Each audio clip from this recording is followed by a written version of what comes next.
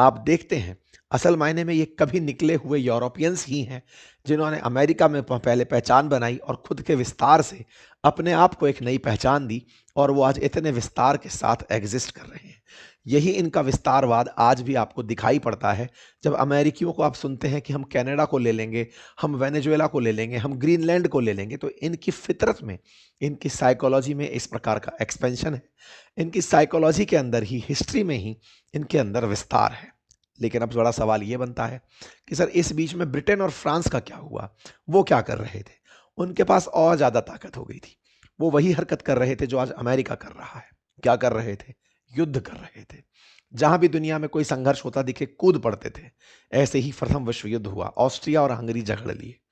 3 साल तक विश्व युद्ध, प्रथम विश्व युद्ध चला। चौथे साल में अमेरिका की एंट्री होती है। यूरोप लड़ रहा था, ताकतवर लोग लड़ रहे थे। अमेरिका यहां पर पंच बनकर एंट्री करता है, हथियार देता है, अपने पास से कमाई हुई ताकत देता है और इस युद्ध के अंदर निर्णायक हो जाता है।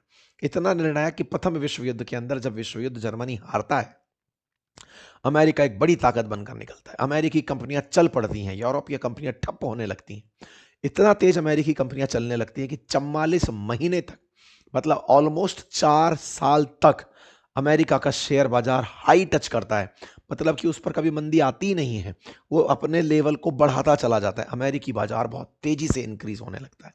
यानी प्रथम विश्व युद्ध के बाद जो सुपर पावर बनकर के निकला वो अमेरिकी शेयर बाजार था, जो कि 44 महीने तक हाइट छूता रहा।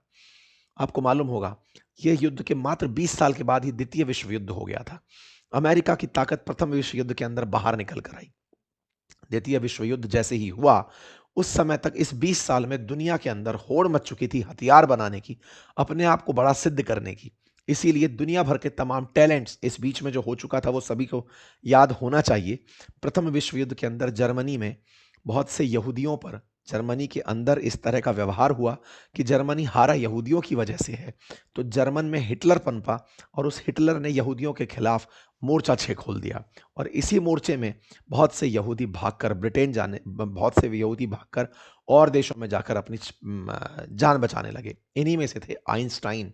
आइंस्टाइन जैसे वैज्ञानिक यहीं से निकल करके अमेरिका गए थे, जो कि एक यहूदी थे। कुल मिलाकर के बड़ी संख्या में टैलेंट अमेरिका में प्रथम विश्व युद्ध के बाद शिफ्ट होना शुरू हुआ और वो वहां जाकर अमेरिका को और ग्रेट बनाने लगा, क्योंकि अमेरिका ने प्रथम विश्व युद्ध में निर्णायक भूमिका निभाई थी। तो बोले द्वितीय में भी ये हमारी इज्जत बचाएगा। अमेरिका में भर भर के ये लोग पहुंचने लगे। अमेरिका इसी बीच में न्यूक्लियर बॉम्ब बना लेता है। Nuclear bomb second world war, जो 1939 से शुरू होकर के 1945 तक चला,